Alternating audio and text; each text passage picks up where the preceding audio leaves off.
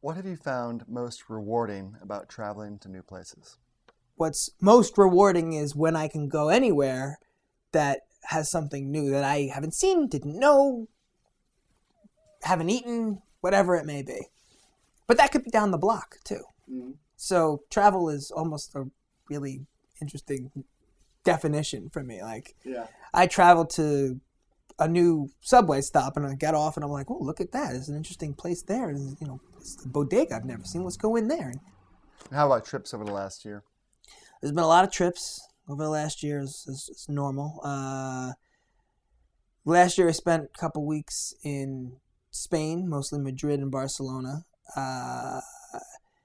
which I'd been to both of those before. And I think that's an interesting thing. And as I've been to lots and lots of places, and now I'm sort of going back to places for a second and maybe a third time, it's interesting to see how things are the same or things are different. So that whole drive that I have for finding the new, you can find the new in places that are old, which is kind of amazing, right? Like, they say about New York, every 10 years it's a completely different city, which, having lived here for such a long time, it actually is kind of true.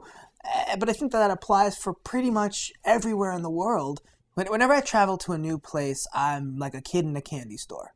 I'm like, who is this? Why do these guys have beards? There's lots of beards. Oh no, that was only this part of town. What's going on over there? Oh, I heard that we should go over to this neighborhood. Or what's that? Oh, look at these cars. This is interesting. Oh, the cabs have so that I'm just like this giant sponge and can't stop thinking about. So new places and traveling just fuel my creativity. And that is sort of the primary high or reason that I constantly like to travel.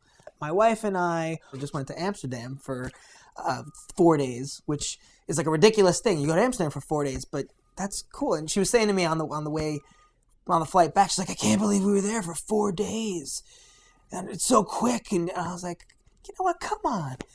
It's 4 days. Like, whatever. We'll just jump back into work and we'll just work for the rest of the week and we'll be done. Like, we went to Amsterdam for 4 days and we ate at this place and we did that and we saw your sister and and like that's okay. That's okay. Like, I guess where I'm going with this is that traveling for me is not a vacation or a big thing, and maybe it's because I travel so much.